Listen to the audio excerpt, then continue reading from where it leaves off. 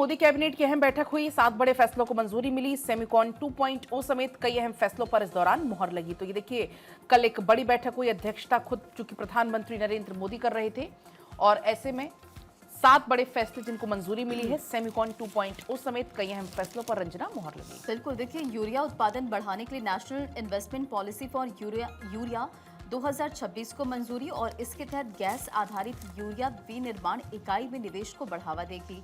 और इसी के साथ वाराणसी शहर को जाम से निजात दिलाने के लिए 25,500 करोड़ रुपए को 2 बड़ी राजमार्ग परियोजनाओं की मंजूरी दी गई है। तो ये बड़ी जानकारी आपको दे रही है और तमाम अखबारों के फ्रंट पेज पर इस खबर का जिक्र भी है। प्रधानमंत्री मोदी की अध्यक्षता में हुई इस मीटिंग में कई अहम फैसले लिए गए। केंद्रीय मंत्री अश्विनी वैष्णव ने बताया कि सेमीकंडक्टर क्षेत्र को मजबूत करने के लिए 1.27 लाख करोड़ से अधिक के सेमिकॉन 2.0 योजना को मंजूरी दी गई है। देखिए, इसका जो मुख्य उद्देश्य भारत में फैब्स यानी कि चिप बनाने वाली फैक्ट्रियां, आधुनिक पैकेजिंग, केमिकल और गैस और चिप बनाने वाली मशीनों का घरेलू निर्माण है।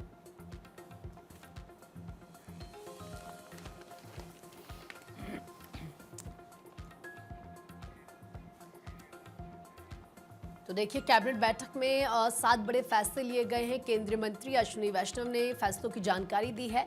सेमिकॉन 2.0 मिशन को इस कैबिनेट में मंजूरी मिली है। सेमिकॉन 2.0 के 6 स्तंभों पर सरकार का फोकस है। सेमिकॉन 2.0 के लिए 1,27,500 करोड़ रुपए की मंजूरी दी गई है। काशी में वरुणा नदी के किनारे एलिवेटेड कॉरिडोर बनेंगे। 6 लेन और 4 लेन एलिवेटेड कॉरिडोर बनाए जाएंगे।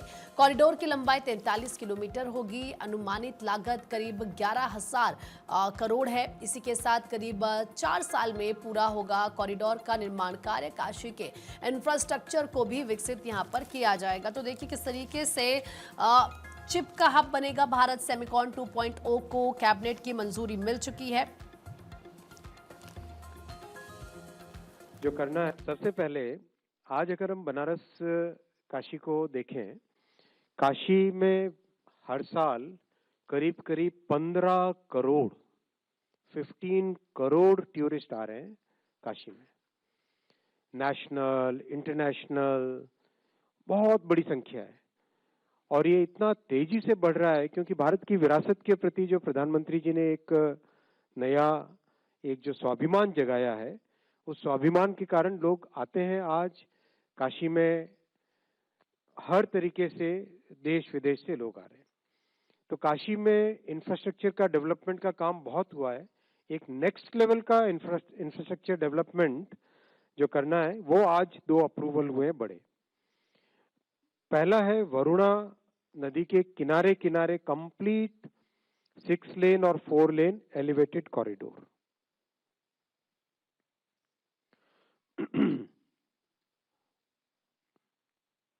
ये वरुणा एक्सप्रेसवे का कंप्लीट रूट मैप। ये हम देखेंगे गंगा जी इधर, ये गंगा जी, वरुणा नदी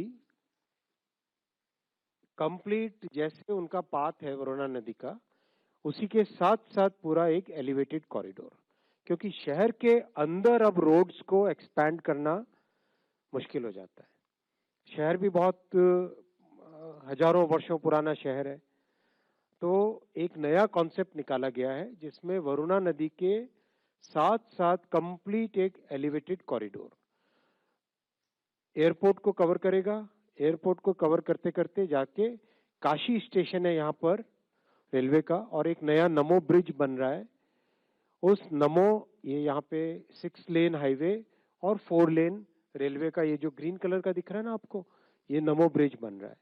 इस ब्रिज के साथ लगा हुआ ये पिंक कलर का, पर्पल कलर का कंप्लीट ये एलिवेटेड कॉरिडोर बनेगा।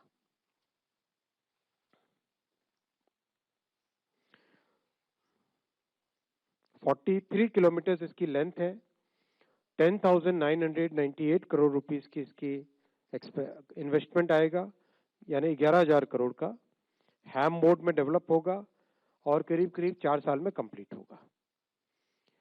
बहुत इंपॉर्टेंट प्रोजेक्ट है और ये प्रोजेक्ट एक तरीके से देश के लिए जो बहुत पुराने शहर हैं उन शहरों के लिए मॉडल बनेगा।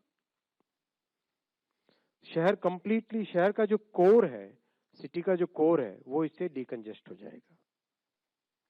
Varanasi airport, Varanasi railway station, Varanasi cantt railway station, Chauka Ghat, Sampurnanand Sanskrit विश्वविद्यालय, काशी रेलवे स्टेशन और नमो घाट, और नमो घाट के आगे फिर नमो ब्रिज, ये सब के सब इससे कनेक्ट हो जाएंगे।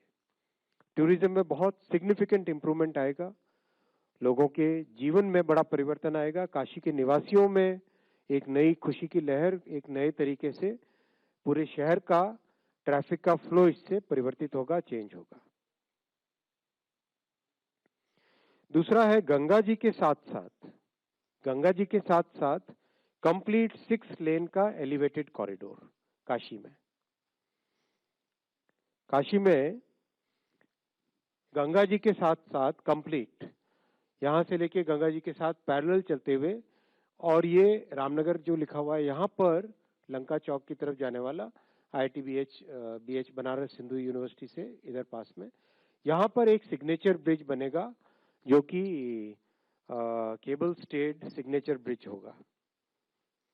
तो ये वरुणा एलिवेटेड और गंगा जी एलिवेटेड दोनों कॉरिडोर्स मिलके कंप्लीट ट्रैफिक को एक तरीके से टोटली डीकंजेस्ट। अब आप इस नक्शे में अगर देखें तो ऊपर आपको काशी स्टेशन दिखाई देता है और नमो ब्रिज दिखाई देता है, उधर से वरुणा रिवर के साथ साथ कंप्लीट एक हाईवे जा रहा है, बनेगा, एलिवेटेड बनेगा, और ये गंगा जी के साथ साथ। तो आप देखो, आप कंप्लीट काशी का ट्रैफिक का कंप्लीट एक नया मैप बन गया।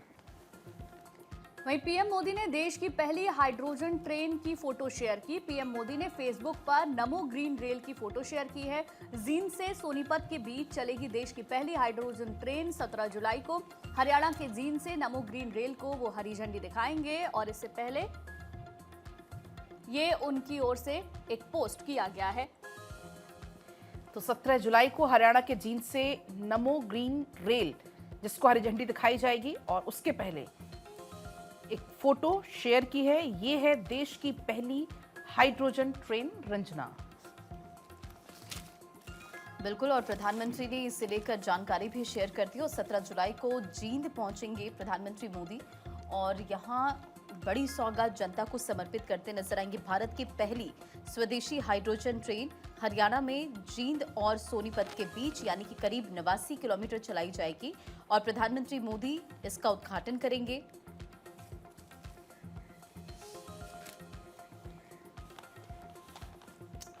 बंगाल में ममता बनर्जी को एक और बड़ा झटका। टीएमसी विधायक मदन मित्रा बागी गुट में शामिल हो गए हैं। सभी पदों से इस्तीफा दे दिया है। इस्तीफे के बाद मदन मित्रा का स्टेटमेंट, ममता दीदी ने पार्टी का सत्यानाश कर दिया, अब मैं टीएमसी का नहीं बंगाल का विधायक हूं।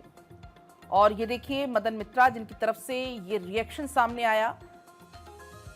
एक और ये बड़ा झटका बंगाल में ममता बनर्जी को, जब से हार हुई है ममता बनर्जी की, एक के बाद एक पार्टी मुश्किलों में पड़ रही है, ममता बनर्जी खुद मुश्किलों में पड़ रही हैं।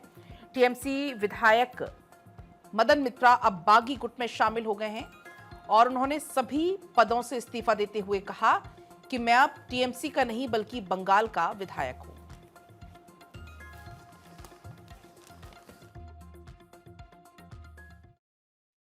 तृणमूल कांग्रेस जैसा ताकतशाली हो रहे हैं विधानसभा के अंदर हमारा एलओपी की लीडरशिप में, तो